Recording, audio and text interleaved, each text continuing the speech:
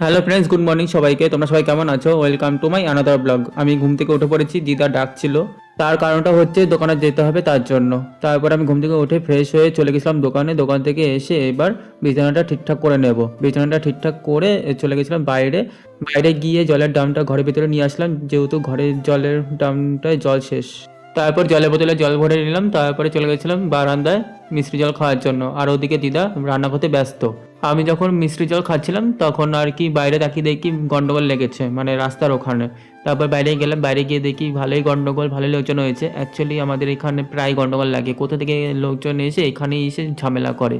বাড়ির পেছনে মাঠ, ওখানে উল্টোপাল্টা জিনিস খাবে, তারপরে রাস্তায় এসে ঝামেলা করবে। তারপর আর কি লোক জড়ো হবে, দেখবে তামাশা, ব্যাস। তারপর আর কি ওই দেখে তারপর ঘরে চলে আসলাম। ঘরে এসে বসেছিলাম, তারপর দিদা খাবারের কথা বলছিল।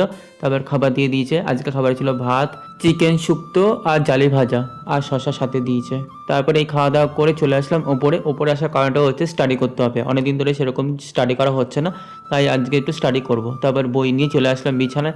বিছানায় এসে একটু পড়তে শুরু করলাম।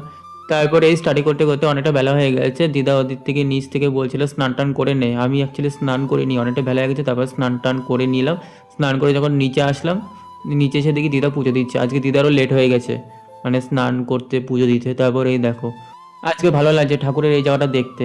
তারপরে ঠাকুরটাকে নমস্কার করে চলে আসলাম ঘরে। ঘরে এসে দিদাকে ডাক দিয়ে বলছিলাম কিছু খাবার হবে, হালকা হালকা খিদে পেয়েছে। তাই দিদাকে বললাম একটু কিছু খাওয়ার দেওয়ার কথা। তারপর দিদা বলছিল দেখ গিয়ে ফ্রিজে কিছু আছে কি না।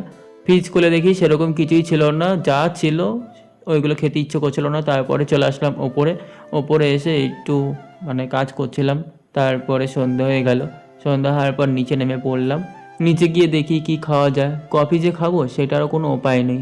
ও যাই হোক, চলো এখনকার জন্য রাখছি। দেখা হচ্ছে পরের ব্লগে। টাটা সবাইকে।